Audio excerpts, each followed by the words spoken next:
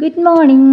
രാവിലെ ഒരു ചായയൊക്കെ കുടിച്ച് അന്നമ്മേനെ പള്ളിയിൽ കൊണ്ടാക്കിയിട്ട് വന്ന് നോക്കിയപ്പോൾ നമ്മുടെ കറിവേപ്പില കണ്ടോ ഇങ്ങനെ ആയിരിക്കുന്നുണ്ട്. ഇതാരാണ് കറിവേപ്പിലയൊക്കെ വെട്ടിക്കളയുന്നതെന്ന് അറിയാൻ വേണ്ടി ഞാൻ തപ്പി നടക്കുമായിരുന്നു കേട്ടോ. ഇദ്ദേഹം തന്നെയാണോ അങ്ങനെ ആക്കുന്നതെന്നൊന്നും എനിക്ക് അറിഞ്ഞുകൂടാ. എന്തായാലും ഇലയുടെ അടിയിൽ ഒളിച്ചിരിപ്പുണ്ടായിരുന്നു. ഇന്നലെ ഞാനും ഇക്കായും പിള്ളേരും കൂടി വന്നിട്ട് ഇവിടെ മുളകൊക്കെ നടാനുണ്ടായിരുന്നു കേട്ടോ. കുറച്ചൊക്കെ നട്ടു, അപ്പോഴേക്കും ഇരുട്ടായി. അങ്ങനെ നമ്മൾ വീട്ടിൽ പോയി. അപ്പോൾ അതിൻ്റെ അവസ്ഥ എന്താണെന്ന് അറിയാനൊരു ആകാംക്ഷ ഉണ്ടായിരുന്നു. അങ്ങനെ അതൊക്കെ വന്ന് നോക്കി. മാഷാ അല്ലാ, കുഴപ്പമില്ല. ഇത് മാതളമാണേ, റൈഹാൻ നട്ടതാണ്.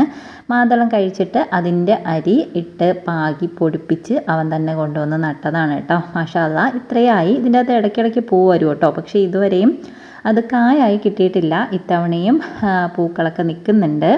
കണ്ടോ, മുളകൊക്കെ നട്ടത് കടമുളകാണേ. പിന്നെ ഇത് മൈലാഞ്ചിയാണ്. പണ്ടായിരുന്നെങ്കിൽ ഇതൊക്കെ അരച്ച് നമ്മൾ കയ്യിലൊക്കെ ഇടുമായിരുന്നു അല്ലേ.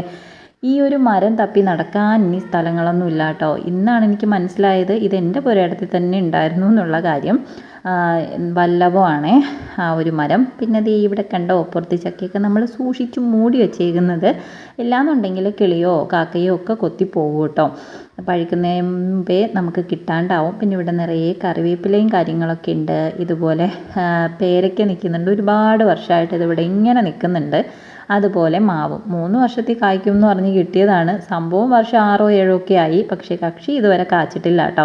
അതേമാതിരി തന്നെ നിൽക്കുന്നുണ്ട്. അതുപോലെ തെങ്ങും, ഈ ഒരു തെങ്ങ് കണ്ടോ, 3 വർഷത്തിൽ കായ്ക്കുന്ന സംഭവം, അതും കായ്ച്ചിട്ടില്ല കേട്ടോ. വല്ലഭത്തിൻ്റെ വലിയൊരു മരം അപ്പുറത്തെ സൈഡിൽ നിൽക്കുന്നുണ്ട്. അവിടെ നിന്നൊരു കമ്പിൻ്റെ തണ്ട് ഒടിഞ്ഞു വീണ് കിടപ്പുണ്ടായിരുന്നു. പക്ഷേ ഇതിന്നൊക്കെ എന്നെ അത്ഭുതപ്പെടുത്തിയത് രാവിലെ തന്നെ ഇക്കതിൻ്റെ ഒരു വലിയ കമ്പൊടിച്ച് വീട്ടിൽ കൊണ്ടുവന്ന് വെച്ചിട്ടുണ്ടായിരുന്നു കേട്ടോ. മാഷാ അല്ലാ, ഞാനിത് തപ്പിപ്പോയതാണ്. ഇതെന്തിനാണെന്നല്ലേ നെക്സ്റ്റ് വീഡിയോ കാണിച്ചതേ.